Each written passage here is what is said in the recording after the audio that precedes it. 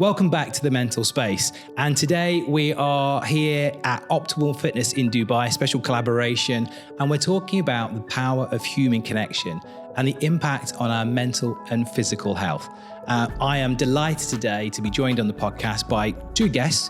We've got Tony Deeney, who is the fitness manager here at Optimal Fitness, and Dr. Thoraya, kind of funny, who is a clinical psychologist with HRIC. Guys, both welcome to the podcast. Great to have you here today. It's great to be here. Thank you for having us. Now, there's been some research out, and perhaps you've seen this recently, where we had the US Surgeon General come out and say that loneliness is as damaging for our health as tobacco. And they've now declared it a public health crisis. We had Dr. Rangan Chatterjee on this podcast recently, who talked about loneliness being equivalent to smoking 15 cigarettes today. So really where I wanted to start with, and I'll start with you if I can, Thoraya, is how important human connection is and what impact it does have on both our physical and our mental health.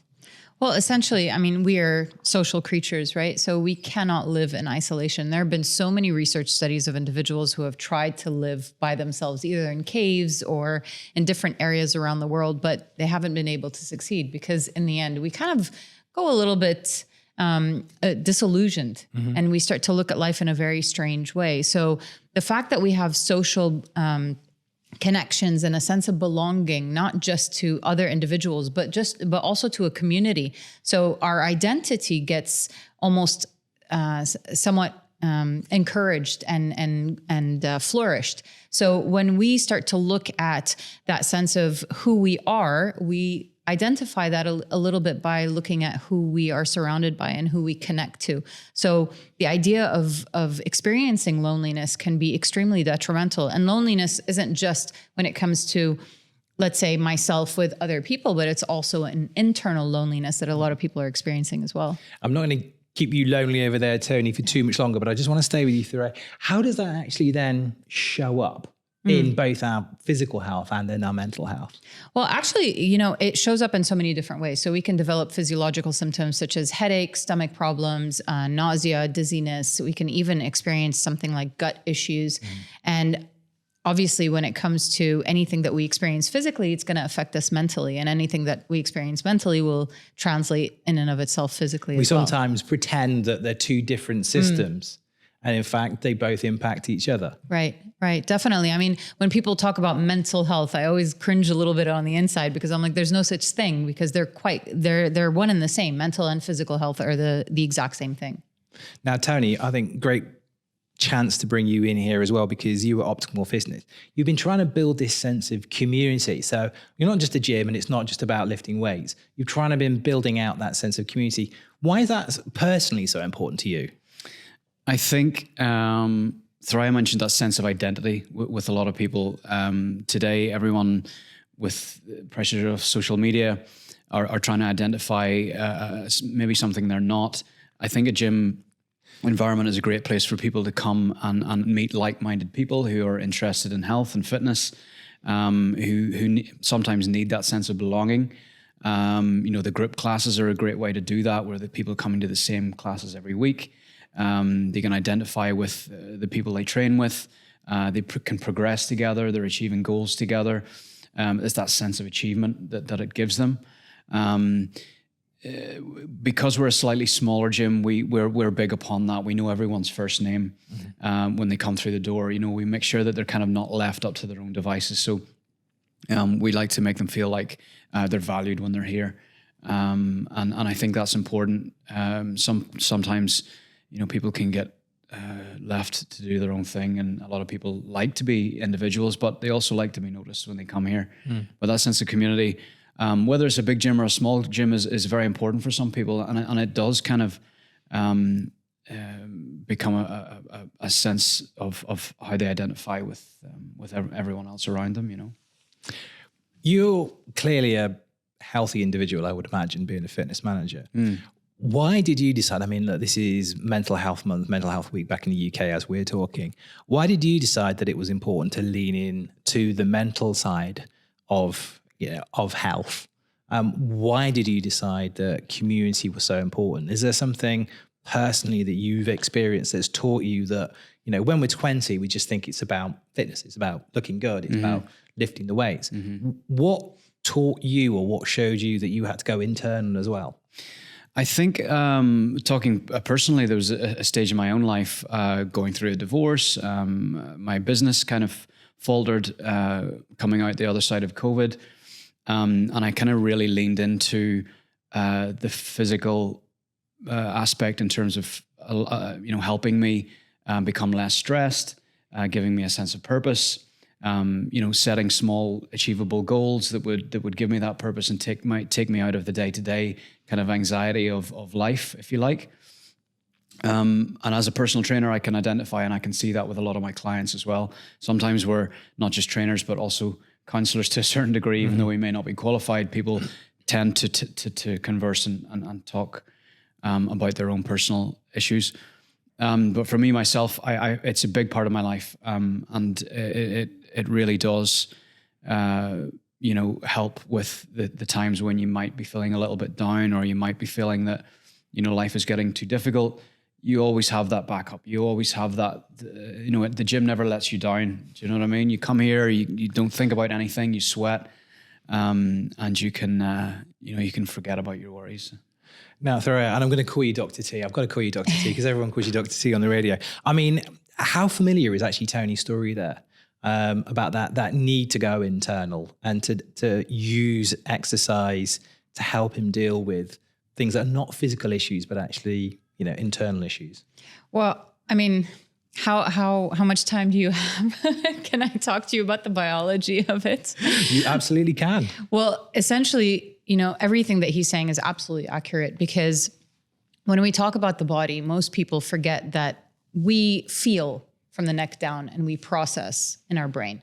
So essentially everything that we go through in our life is felt and stored in the body. So any kind of traumatic experiences, any kind of stress, any kind of difficulties that you go through on a day-to-day basis, your body feels it. And so if you're ignoring your body, you're actually not going to feel any better. So one of the things that we talk about is we educate people about the autonomic nervous system, which is basically the part of the body that is autonomic, right? So it's the part that you don't really get to touch. It's the part that works itself and actually takes care of itself. So the autonomic nervous system is split into three, if you will. So you have the sympathetic nervous system, the parasympathetic nervous system, and the enteric nervous system. The enteric nervous system is basically your gut region. So it's everything that you eat. And so what we know about the gut, and that's why we call it the second brain, is because in our gut, we produce 100% of GABA, about 80% of serotonin, and 50% of dopamine. And these are neurotransmitters that are feel-good transmitters, right? So these are the things that help our mental health. Yeah.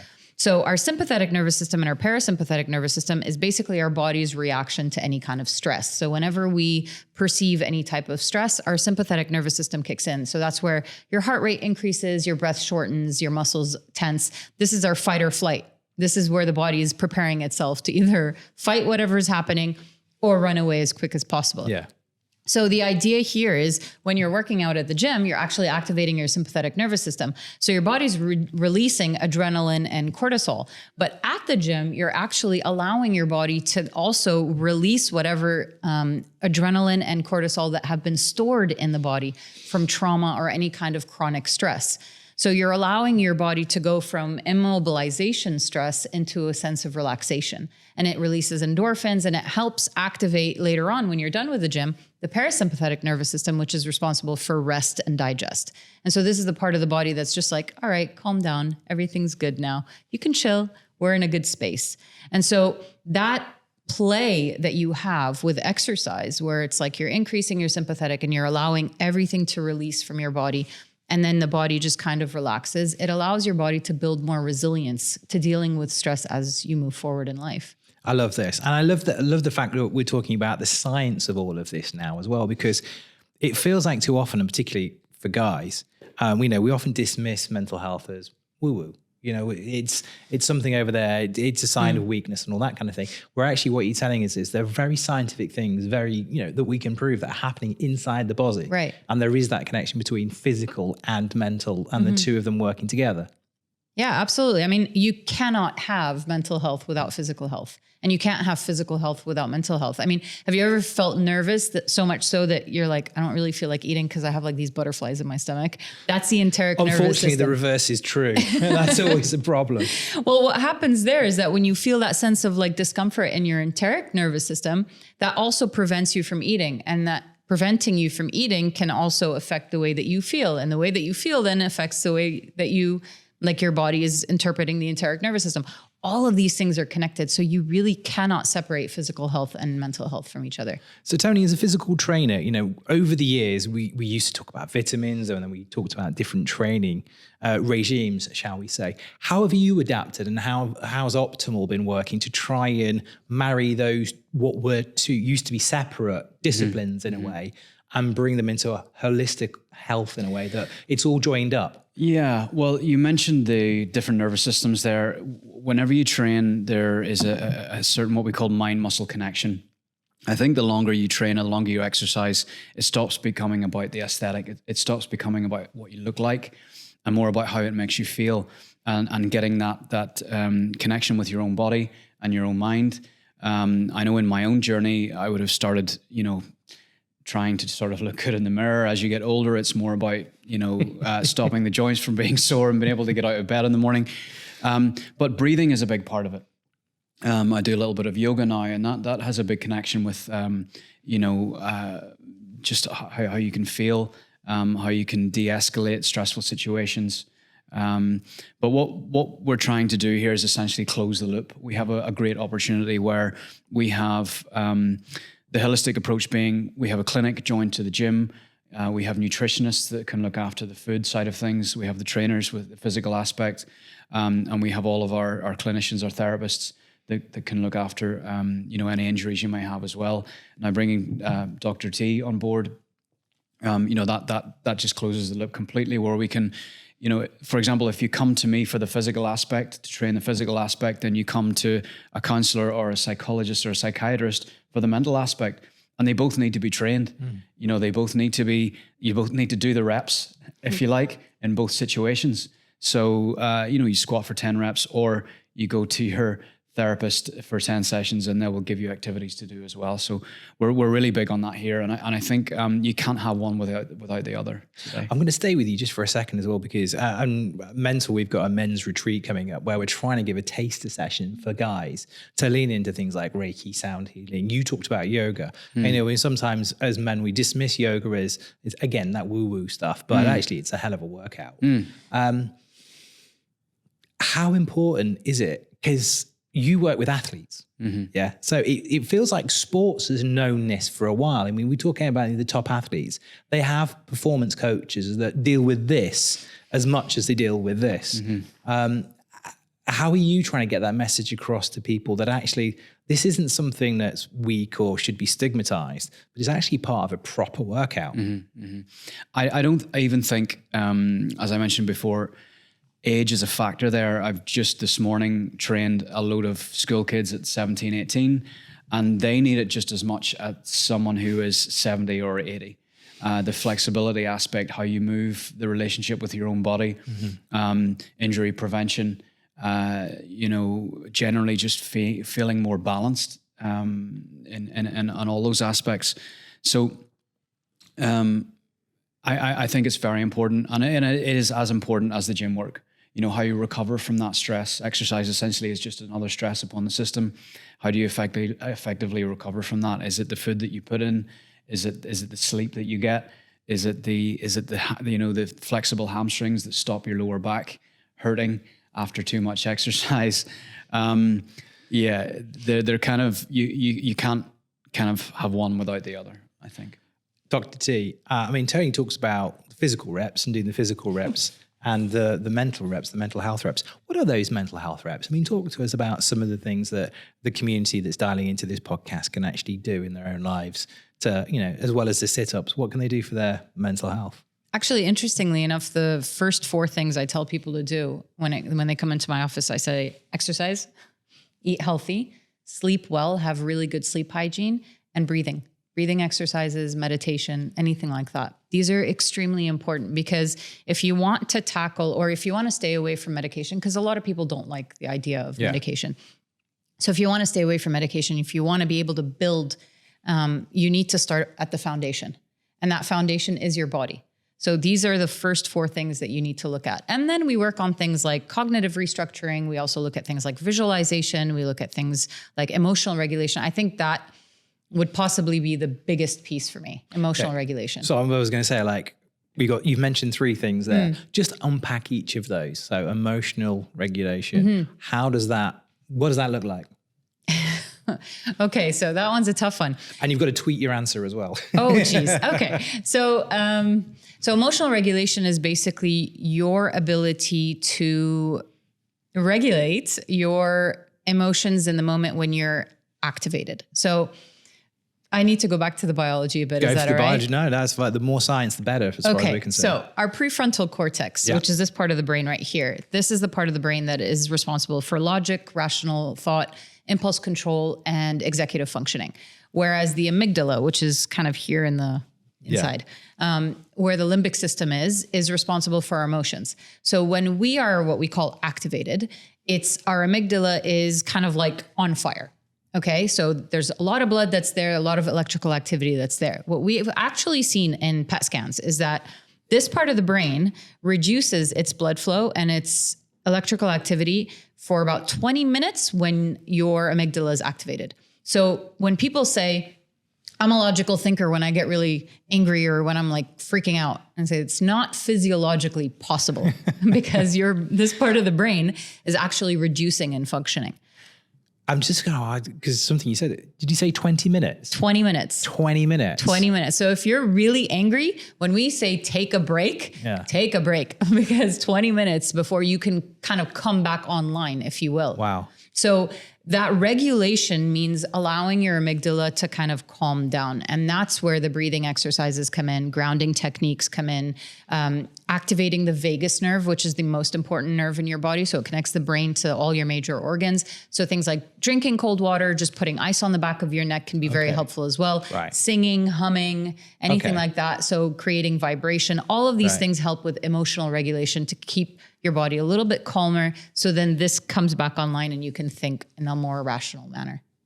Tony, you shared a bit of your story earlier, and I wondered if I can persuade you to share a little bit more, because what we like to do is also get a sense of people's origin stories, that kind of Marvel superhero origin story. Tell me a little bit more about your story. And also it's interesting because there's been a lot, I've been reading a lot lately about the conversations and mental, we're having this conversation. We want to tackle stigma by having a series of conversations, but often it's the conversation we have with ourselves is really bad. So how have you been working with either yourself or indeed your community here at Optimal Fix to kind of tackle that negative self-image or that conversation you have with yourself? Because I know there have been plenty of times in my life where, I wouldn't call my worst enemy the things I say to myself. Yeah, it's that negative self-talk that sometimes is becomes habit. Initially, through what I mentioned previously, I started with a counselor, and it was something that I would have never thought that I would have needed, but in actual fact became incredibly useful. Guys, he used to just give me things to do during the week. It might just be think about one word, one positive thing that you can focus on this week. I then started to do some journaling. So started to put my thoughts on paper in black and white, whether they're positive or whether they're negative. And I found that was a real good way to kind of, brain dump and get things onto paper and then maybe close the book and not have to think about them. And I found that very therapeutic. It's actually, writing things in black and white can make them seem a lot less big in your own mind, or a lot less like an issue. I think it's a combination of all those things together. I was kind of looking for, as guys, we're supposed to be stoic, and I was actually reading a book on stoicism, and I thought, well, that's okay, it's all well and good, but it's in practice, it can be very difficult. We are emotional people, and some of us react emotionally to situations much more so. And what you had mentioned there previously about bringing that down and using breathing techniques and oftentimes even by using the wrong language can make you react strongly or badly to certain situations. And even, you know, whenever you exercise and train and recovering from very stressful workouts can be similar. It's a similar mindset. It's like, okay, I can get through this. I can recover. I can use my breathing. I will be okay. And it's similar in kind of both endeavors, I think. Are you more positive with yourself these days? Yeah, I am. I would say I am. I'm trying to move away from social media as much as possible. I think that has a big negative effect, especially first thing in the morning. If you're looking at, you know, what you don't have or what you think you are not. Yeah. Then I mean, that's interesting in Dubai as well, because there's so much opportunity and it's an amazing place. Yeah. But then also social media, kicks that comparison in. Right. I mean, as Tony's talking, I can just see you nodding your head in agreement over. So give me your view on what Tony's saying or what you're seeing, similar stories in the community to Tony's, you know, and mine about that self-talk. Well, I think journaling is phenomenal. It's a really great way of kind of restructuring. And that's what, when I had mentioned cognitive restructuring, journaling is great for that. But it's also a way for your brain to stop the cycle, that just loop of over and over and over again. When you write things down, you allow your brain to just kind of relax a bit. Yeah. And, you know, so yeah, the journaling is great, but any kind of comparisons that you're used to giving yourself and pressure that you put on yourself. I mean, these are the types of things that you really want to stay away from. And people are always so worried about missing out on knowing things and seeing things. And so they're like, oh, I have to see what's on. But that proper hygiene of avoiding social media when it's not good for you is really important, because it gives you an opportunity to take care of yourself, which is necessary. And we tend to forget that we matter. Sometimes we keep thinking of everybody else and all the things that we have to do and we need to do. We forget that actually our body is a machine that we need to also take care of. So you were then saying, okay, social media, look after ourselves. We matter. Now, it's interesting you say that we matter. I've been trying to get better at showing up for myself. And it seems that sometimes you talk about all the people that, you know, are in our lives, and we will show up for them, whether it's our family or whether it's our colleagues or whether it's people we don't know. We'll put meetings into our diaries to make sure that we don't let other people down. How do you encourage people, you know, in practical terms, to actually show up for themselves? Well, I say start small. So usually people get really worried about showing up for themselves because they're like, okay, I have to schedule it, or I have to do an hour a day or an hour and a half a day. And I say, no, 5 minutes. 5 minutes in the morning, wake up. Instead of hitting the ground running, just wake up, do some breathing, meditate, ground yourself, remind yourself where you are, give yourself that space to just check in with yourself and see what's happening internally. So 5 minutes in the morning, 5 minutes at night is all you really need to start with. And then you kind of build on that. You also, I'm going to not challenge something you said, but you said those times when social media isn't good for us. When is social media good for us? So it does help us connect to other people. And then sometimes it can inspire us to do certain things. It's whenever you bring in a comparative factor, that's where social media can be very detrimental for our mental health, at least. And I would say essentially our physical health. But when we're comparing ourselves to other people, what they're doing, what they have, what we don't have, that's where it becomes detrimental. But it can have its benefits when we're looking at it for what it is rather than what we need to be and like we're lacking in something. That's kind of a difficult one, though, aren't we? Because the odds are kind of stacked against us because we've got this algorithm that's being created by not evil geniuses, but very, very, very smart people who are designed to keep us addictive. So it's difficult for us to kind of delineate between, am I using it or is it using me? Tony, I want to come back to you as well, because Dr. T there is talking about, you know, starting with 5 minutes or starting with 10 minutes. When you build programs for people here at Optimal Fitness, how do you, you know, kind of prepare them for this journey that they're going to go on? And is it step by step? It's not just go and beast it an hour every week. How do you build people up? I think that's why the consultation process is so important, and spending time getting to know your client first and foremost. Not just for someone comes and says to me, I want to lose 10 kg. I want to find out why. I want to find out what the barriers to success are going to be, their lifestyle habits, their history, any injuries that they might have had. So it's not just a case of writing a program of exercise, it's everything else that comes with that.